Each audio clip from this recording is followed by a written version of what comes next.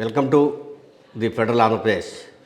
ఆంధ్రప్రదేశ్ రాష్ట్రంలో జనాభా సేకరణ కార్యక్రమం గురువారం నుంచి ప్రారంభమైంది. ఈ నెల 1వ తేదీ నుంచే ఈ కార్యక్రమాన్ని చేపట్టాలని ప్రభుత్వం ముందుగా అనుకున్నప్పటికీ ఏప్రిల్ 15వ తేదీ నుంచి ఎవరికి వారు కంప్యూటర్లో తమ వివరాలు నమోదు చేసుకునే అవకాశాన్ని ఏప్రిల్ 30వ తేదీ వరకు ప్రభుత్వం కల్పించింది. ఆ తర్వాత మే 1వ తేదీ నుంచి నేరుగా సెన్సస్కు సంబంధించినటువంటి అధికారులు ఇంటికి వస్తారు. జనాభాకు సంబంధించినటువంటి ఇంట్లోని అన్ని వివరాలు సేకరిస్తారు. అయితే ఈ రోజు నుంచి ప్రారంభమైనటువంటి ఈ జనగణన కార్యక్రమంలో మొదటి భాగం ఏంటంటే ఇంటి వివరాల సేకరణ.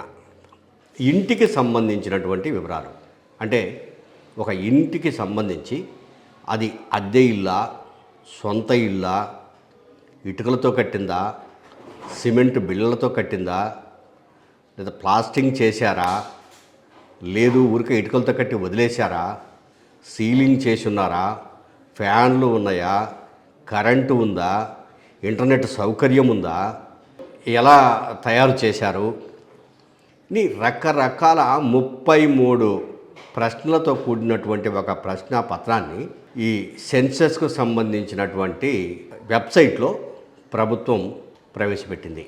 గురువారం ఆంధ్రప్రదేశ్ ముఖ్యమంత్రి ఈ సెన్సస్ అధికారి సమక్షంలో తన వివరాలను తానే ఆన్లైన్ ద్వారా నమోదు చేశారు.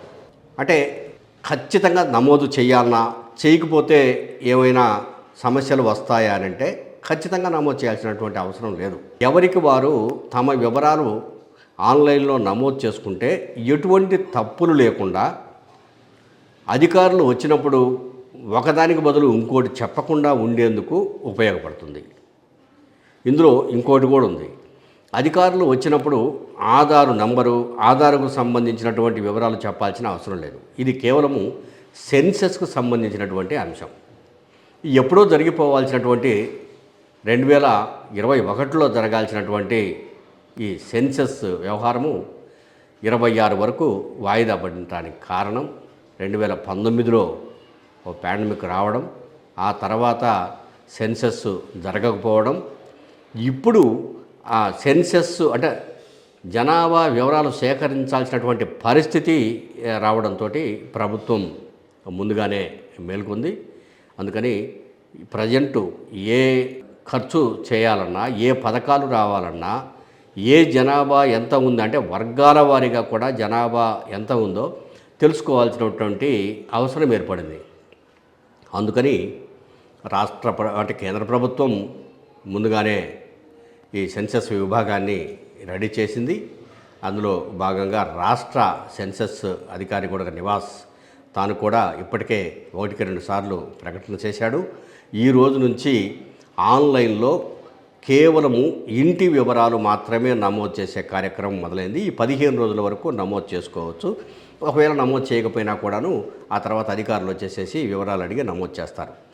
మే 1వ తేదీ నుంచి ప్రతి వ్యక్తికి సంబంధించినటువంటి వ్యక్తిగత వివరాలు కూడా జనాభా సేకరణ సందర్భంగా నమోదు చేస్తారు.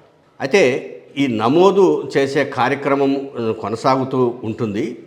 ఒరిజినల్గా వచ్చే సంవత్సరం 2027 ఫిబ్రవరి నుంచి పూర్తి స్థాయిలో జనాభా సేకరణ ప్రారంభమవుతుంది. ఒక 6 నెలల్లో జనాభా సేకరణ వివరాలను నమోదు చేసి కంప్లీట్ చేయాలని చెప్పేసి ప్రభుత్వం నిర్ణయించింది. ఈ మేరకు జనాభా సేకరణకు కావాల్సినటువంటి అధికారులు, ఉద్యోగుల వివరాలను కూడా సేకరించి దాదాపు వాళ్లకు ఏ మండలాలు, ఏ గ్రామాలు, ఎక్కడెక్కడ అనే డ్యూటీలు ఎక్కడ వేయాలనే ఈ వివరాలు కూడా దాదాపు తయారైపోయినాయని చెప్పేసి సెన్సస్ అధికారి చెప్తున్నారు. ప్రజెంటు సుమారుగా 4,98,00,000 పైన ఆంధ్రప్రదేశ్లో జనాభా ఉన్నారని చెప్పేసి అది 2011 జనాభా లెక్కల ప్రకారం చెప్తుంటే, మరి ఈ 10 ఏళ్ల తర్వాత దాదాపు 15 ఏళ్ల తర్వాత మళ్ళీ జనాభా వివరాలు సేకరిస్తున్నందువల్ల జనాభా బాగా పెరిగే అవకాశం ఉంది. అయితే ఇప్పటికే చాలామంది కులగణన కూడా జరగాలని చెప్పేసి కోరుకుంటున్నారు. బీసీ ఈ జనాభా ఎంతో తేల్చాలని చెప్పేసి అడుగుతున్నారు. బీసీ కులగణన జరగాలని చెప్పేసి కోరుకుంటున్నారు. దీనికి కూడా ప్రభుత్వం కార్యాచరణను రూపొందించింది. ఎస్సీ ఎస్టీ జనాభా ఎట్లాగో ప్రతి సంవత్సరం జరిగే జనాభా లెక్కలలో తీస్తారు. ఇక మిగిలిన అదర్ క్యాస్ట్లకు సంబంధించినది ఏ క్యాస్ట్ ఎంత అనేది మాత్రం అది ఇప్పట్లో సాధ్యం కాకపోవచ్చు, కానీ బీసీ కులగణన మాత్రం జరిగే విధంగా చర్యలు తీసుకుంటున్నారు. ఈ కులగణన ఎప్పుడైతే సాధ్యమవుతుందో, ఎప్పుడైతే క్లియర్గా ఉంటుందో, దీనిని బట్టి రేపు రాబోయే ఎన్నికల్లో రిజర్వేషన్ సౌకర్యం కూడా కల్పించడానికి వీలవుతుంది.